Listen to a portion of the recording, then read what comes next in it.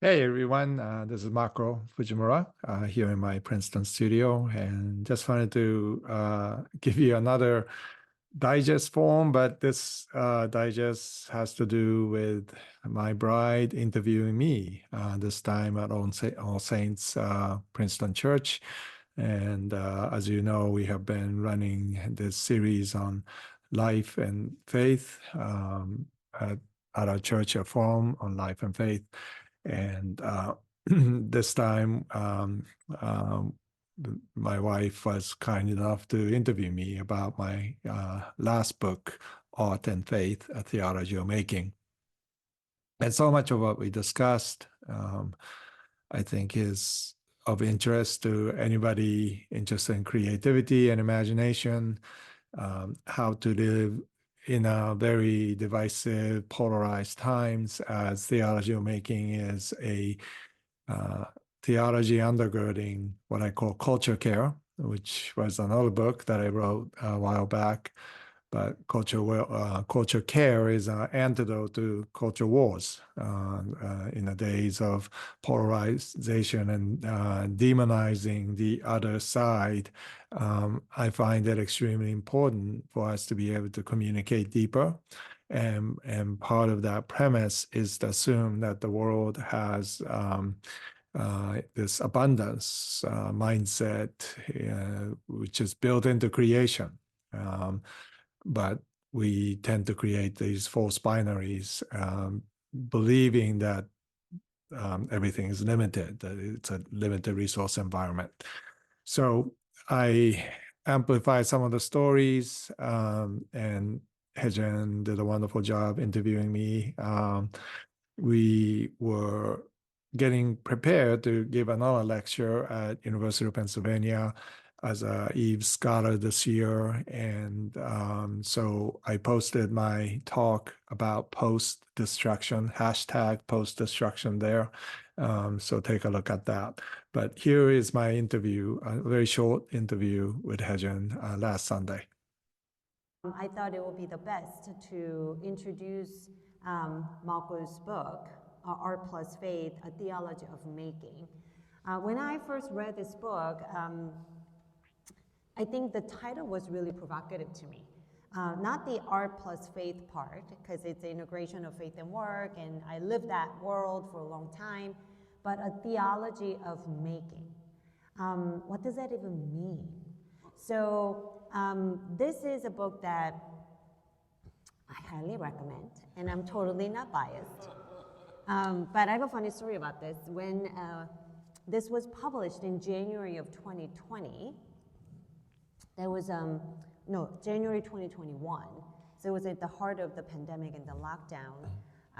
And we got an early copy, and I said to myself, I am going to be a really helpful wife. I am going to put on my critics, editors' glasses, and I'm going to read this book, and then I'm going to give Mako constructive feedback. Really redemptive feedback, because a lot of people will praise, this writing, and so I said, okay, I need to be the helpful wife. So I told him that before I started reading, to give him a little bit of a warning, and I started reading, and I did give him my feedback at every single chapter, but it was the same feedback at the end of every single chapter. And the true story, I told him, I am falling in love with you all over again. Because this was not only a beautifully written book, but really, really important book. So I really wanted to share this with you this morning. So to kick it off, Mako, what is a theology of making? Well, first of all, thanks for asking that question. We sit behind these panels, which is such a privilege as a visual artist to participate in worship. And part of this portal that artists get to create is to think about God as the artist. And if you just read the first few sentences of Genesis 1, that's what you come away with. God is the creator. And in common vernacular, the closest occupation that God will be described as will be as an artist. Now, I say in the book that God is perhaps the only true artist. And so I flipped the definition to recontextualize what we do in making in light of what God has done. But what God has done, the Hebrew word there is bara, to create, is not just a sense of creativity and imagination and making that we have, which is housed in material reality. It's just housed in a closed loop of nature, as it were. But what God has done is to create as a movement, in a sense, of this ushering in of creating, certainly out of ex nihilo, out of nothingness, but even the concept of nothingness is part of this reality of God as the artist with a capital A. So you talk about creation, and I think the Genesis 1 and 2 creation story that we probably read a million times, I think I always read, until I read this book, as something that, oh, this is what God did, and bring forth this life into this world and give us life, and create this relationship. So it was all about what God did. And I don't think like, I even question myself, like the how God created the world question. And you talk about in this book, Mako, that when God created, he sang into the creation. And that really prompted me, and I actually went further. Would God create like singing into the creation? Or would God have created with dances and songs and this excitement? And so that actually gives us opportunity to imagine, the creation story. And when we think about that moment, I think we think about certain assumptions that is attached to that creation that relates to your theology of making. So I'm going to read a paragraph from this book. It says on page 18, God exists outside of time and space. We can all agree to that. Not needing to create this world. Some have called this the aseity of God, from a Latin a, from, and says, self. So why did God create? Now you're talking about the why question. Our view of the creative process and the role of art hinges upon how we answer this question. God created out of love. God created because it is in God's nature to make and create. The theology of making assumes that God created out of abundance and exuberance, and the universe and we exist because God loves to create. Some will misunderstand what I just stated and ask, why isn't there a purpose behind creation or purpose in the cosmos? Yes, but this purposefulness goes far deeper than in the industrial sense. Please explain that. So, excuse me. This concept of aseity, which is a theological term that describes God's being as separate from creation, right? There's what they call creature-creator distinction. We live in this reality of closed natural world. And so from our perspective, what is supernatural, miraculous, seems very difficult to embrace, or it becomes something that is separate from normality. But in this picture of aseity, right? So imagining that God is all about love, and everything God does is to create in love, because love is generative, love creates all the time. And when we begin to think, basically flip from our perspective to biblical perspective, which is from God's perspective, what is creation? Creation is a feast of abundance. It has always been from the beginning about what we would describe as a wedding feast. It is the establishment of the abundance of who God is into God's creation. It is manifested in everything that we see in the world, that even after the fall, this remnants of Eden points us to this uber abundant reality of love. So when we place our trust in that perspective, it is a presupposition.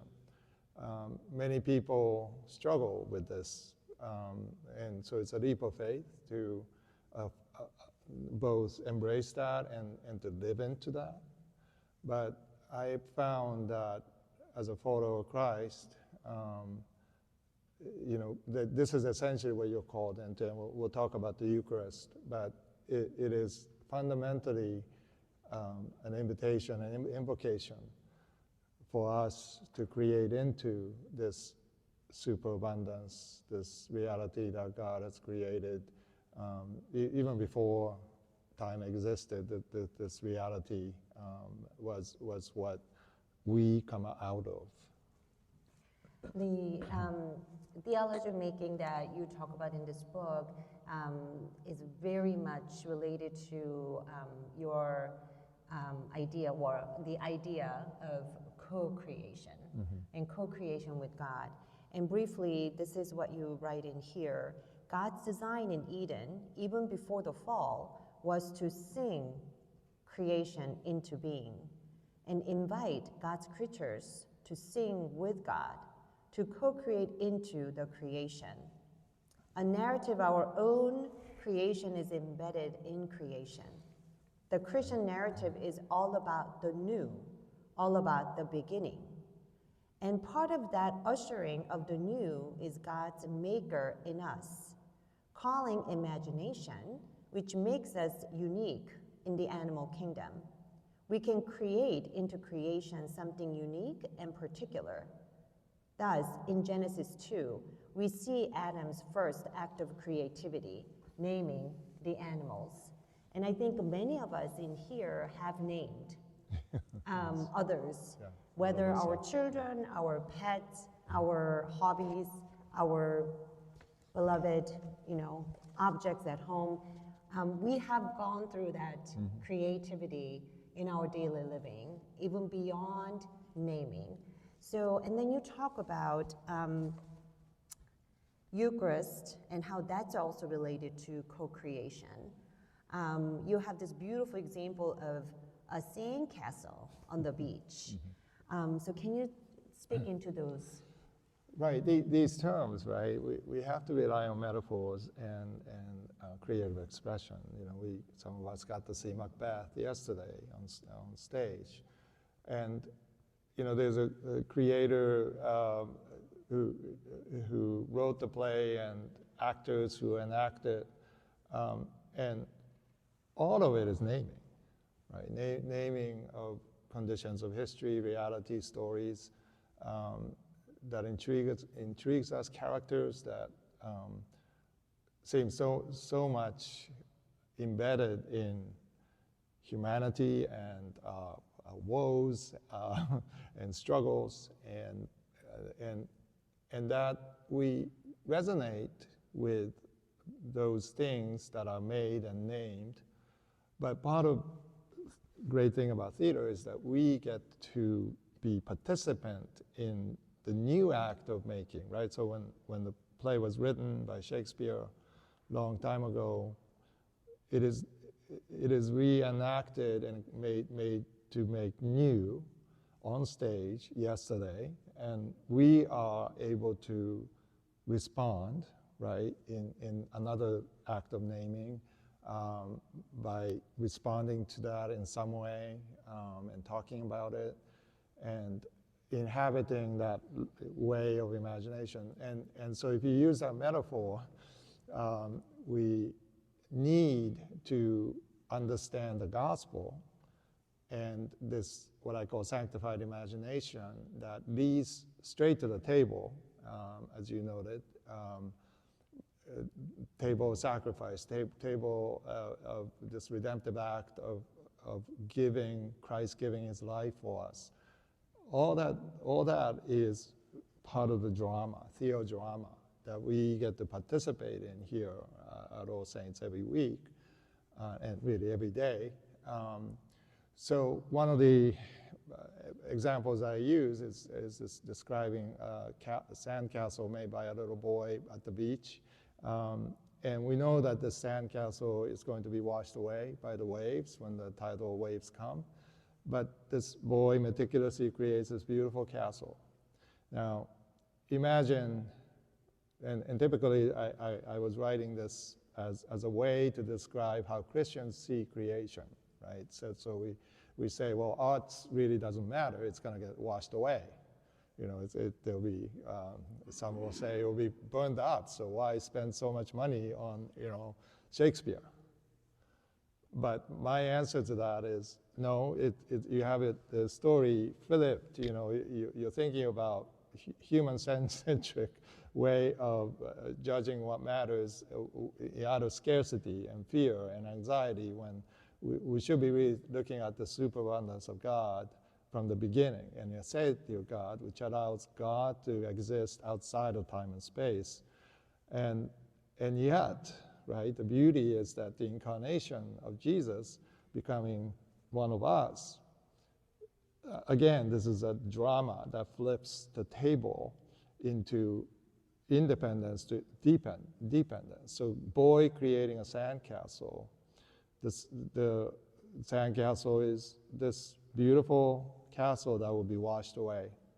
But imagine if his father is an architect, and he's looking at the sandcastle and admiring it and saying, wow, my boy has created something that even I can't create. But he's an architect, so he takes his boy one day and takes him to a land and empty place, and then he says, I'm going to build a sandcastle because I'm an architect. I have the ability and will to build what you have built, thinking that it was only temporary. It was only, this act of play, of naming, but I'm going to make it permanent. And so that metaphor is something that we can think about when God sees us creating in love. We are God's children. Anything that we do, especially in excellence, God will look at it as something that is worthy of not only attention, but creating something more enduring than we can ever possibly imagine or think. Now, that takes quite a bit of leap there, which many people would say, well, that's nice to dream about, or it's kind of a fantasy. But no, biblical narrative points to this. Throughout scriptures points to this, and I make sure that with my theologian friends, I point out those things, and N.T. Wright, renowned theologian, whose theology I rely on often to make this point. The scriptures is all about making something new. As you noted, it's not the end, apocalyptic end of the world, as much as it is signifying God's power to renew the world with sanctifying fire rather than destructive fire that we place upon ourselves. So, sandcastle, now, one more to deep. Father, who's an architect, creates this castle. Imagine if the Father had the ability, as we may soon, to recreate the inorganic material of the sand. Let's say we have a way to create this completely new material out of sand. And because the boy is, by faith, in a sense, creating a sandcastle that he sees as beautiful, the Father, who has this capacity, has now the ability to not only make that permanent, but also something that moves beyond what the sand itself can do. And thereby you're creating, in a sense, a new world out of what the boy created, but it's still dependent on what the boy created, right? So God's humility is to, through Jesus, come down to us and be present in a very broken, fallen reality of materiality that is in front of us, but at the same time has the capacity to create something that we make into new creation. So that reminds me of J.R.R. Tolkien's Leaf by Nigel, a really, really important short story, and how this artist faithfully painted one leaf, and out of that, God has created the entire forest. And I think the importance of making, I think, is we actually see that and live that every week at All Saints, when we do the Eucharist. And when we do Eucharist, God has actually invited us to first make the bread and the wine, and God waits until we make to show up. And it's that part of co-creation that we get to be reminded of at every Sunday here at All Saints. So when I think about that, now of course we have so much of technology and access to food sources that I don't really think about making bread and making wine myself. But if I really pause and think about how difficult that is to make really good bread and really good wine, and how that takes generations, it really surprises me that that's what God chose as element for us to come before the table, to be reminded of actually the cosmic wedding to come. So with that, I know you and I have written a book to be published in spring of 2026 on the theme of beauty and justice, and how beauty and justice are the flip side of the same coin of the truth, the gospel. And if you can briefly tell us about the last book that was published is Art+Faith and Theology of Making. You have another book coming out called Art is, and then we have this book coming out, Art+ of Beauty times Justice. What will be a connection, briefly, between a theology of making and beauty and justice? So let's assume that, carrying the sandcastle metaphor further, that everything we do is making. And in some ways we need to be liberated from our concept of making something that is only purposeful and utility driven to something that God sees in us, has embedded in us, which is this playful act of imagination. And we don't think about imagination in terms of worship a lot. We think, well, that's not something we create into worship, but we have to exercise this, again, sanctified imagination if we are to take bread and wine and transmute that by faith into the body of Christ and the sacrificial blood of Christ poured into us. And we, as Paul writes, is new creation. You know, in Christ, we are new creation.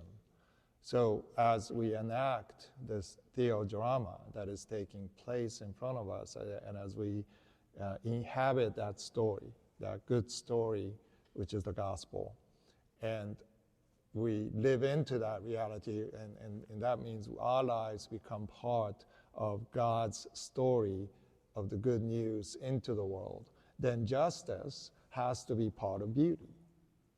And so beauty and justice are both flip side of the same coin, in a sense that every time we long for this new creation, we have this longing, hunger for a world that is shalom, is fully, again, abundant world of relationships and communities that is pointed to true, good, and beautiful, then justice is obviously part of that. Most of the time we talk about those two themes, beauty and justice, separately, but we have come to believe that they are indeed intricately connected. Without beauty, there is no true justice, when you think about it, because restitution and way that we seek to right the wrongs is a noble and necessary effort, but at the end of the day, the victim is not going to get back what was lost in injustice. And the only way that we have found, and this film will show that, is to find beauty in traumatized and lives of people who have been victimized by oppression and darkness and trauma becoming beautiful. And that same thing can be said of beauty, that beauty really without justice remains the sentimental adornment of the past. In order for beauty to speak into the world with resonance, it has to cause this movement of the spirit, really, that allows us, maybe deepens the longings that we have for a just world.